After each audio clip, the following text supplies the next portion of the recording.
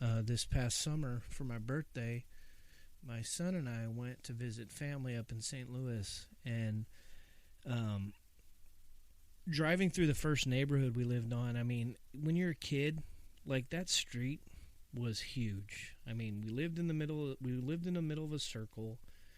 It just was huge. It was like the area where we played baseball in the circle, like it was hard to hit it over the neighbor's bushes. Like it just wasn't that simple. And when you drive through it now as a grown up, you realize, like, man, your whole perspective of a kid is like, it's just totally distorted.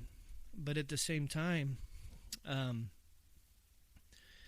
there's of course a foundational thing that happens when you're a child and growing up with all that stuff. And I was thinking about it the other day about how we would play foursquare, hopscotch, uh, uh, ball tag, which was basically dodgeball at night. Um, we were told to be home before the street light came on, which there was only one on the street. There's a lot of outside activity that we did that really helped sculpt. Well, it helped sculpt my future. And I remember wiffle ball being for those of you that, I'm sure a lot of you know what wiffle ball is, but it's the yellow bat that you buy, and on the end of it, it has a cardboard box with one ball in it.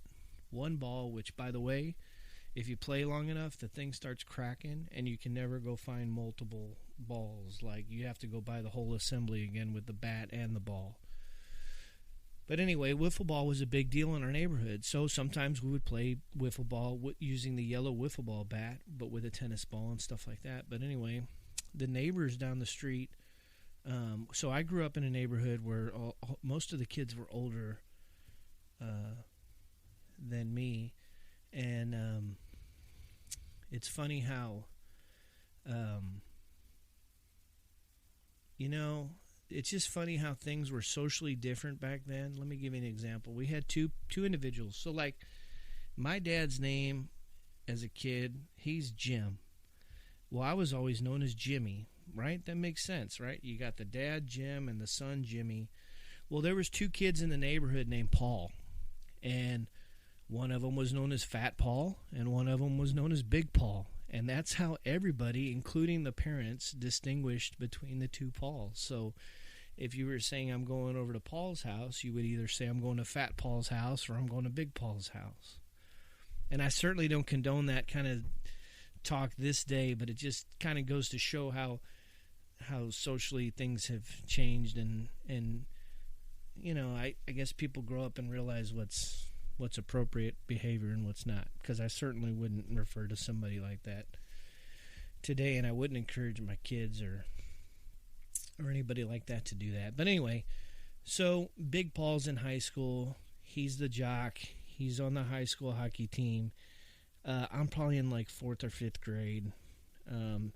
He's way too old for me to be hanging out with, and I'm not necessarily hanging out with, but him and a bunch of his high school friends are in the back of McDonough's house, the back of their yard, and they're playing wiffle ball. And so our wiffle ball games usually consisted of singles and homers. That way you didn't need to have a lot of people to play the game. In other words, you needed a pitcher and you needed somebody in the outfield. And so if the ball made it past the pitcher, it was a single. And if the pitcher grounded, even if it was a ground ball, if it's a ground ball hit to the pitcher and he grabs it and doesn't bobble it to where it touches the ground, it's an out. But if it gets past the pitcher, it's a single.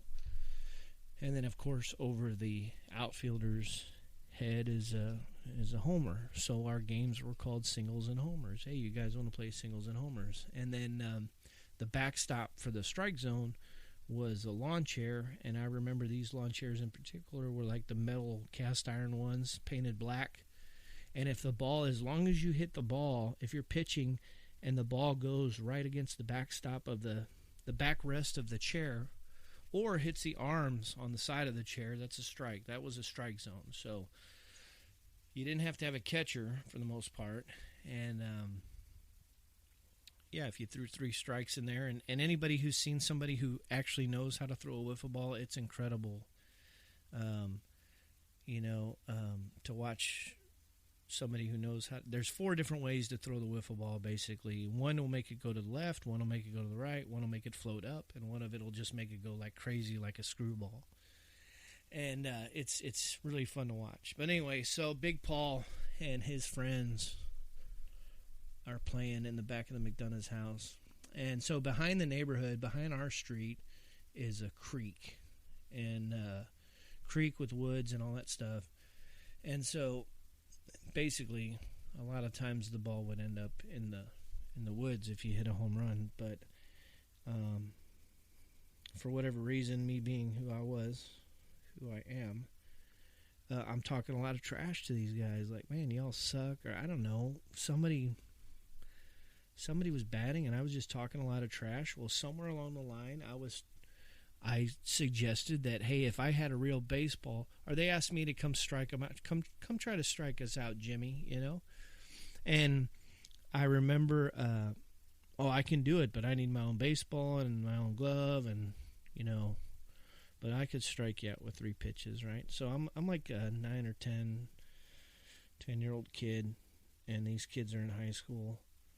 And so they agree. So I go home. I put on my uniform. I put on my spikes. I get my baseball. You know, I had 1 baseball.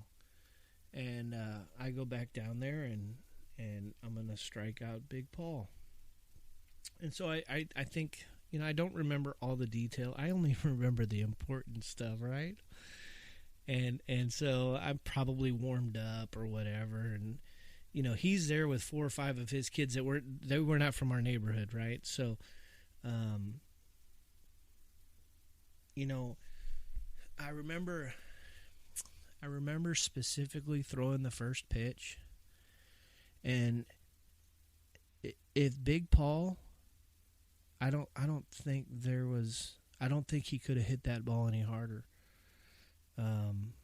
I even think that ball probably went over the creek and up into the neighborhood, up on the hill up above our neighborhood. He destroyed the ball, you know? So, you know, I'm 9 or 10 years old. That's my baseball, right? I've already told you about the bat I broke as a kid that I was in tears about on the ball field. Well, I'm in tears about this baseball, and just screaming and crying, and of course he doesn't want to get in trouble with my folks or whatever, you know. Just, this is the kind of stuff that went on. I don't know how it was in your neighborhood, but in the Midwest in the 80s, like it was like this, you know, like, yes, I needed to be shut up, but really, did you need to hit my baseball a half a mile away? So Big Paul takes me into his garage, and he's got a milk crate there. They were the you know, they had plenty of sporting goods in their garage, and he asked me to pick out whichever ball I wanted, you know, and I was like, I want my ball, you know, and it just, I think I ended up remembering taking a ball from there, but you know, I think growing up, a lot of our perception on the way things should be or how they could be are developed during that time, and that's just a story that sat with me for a long time, and it came up again when I went back to Missouri because I had a situation with my son where I was able to share that story with him.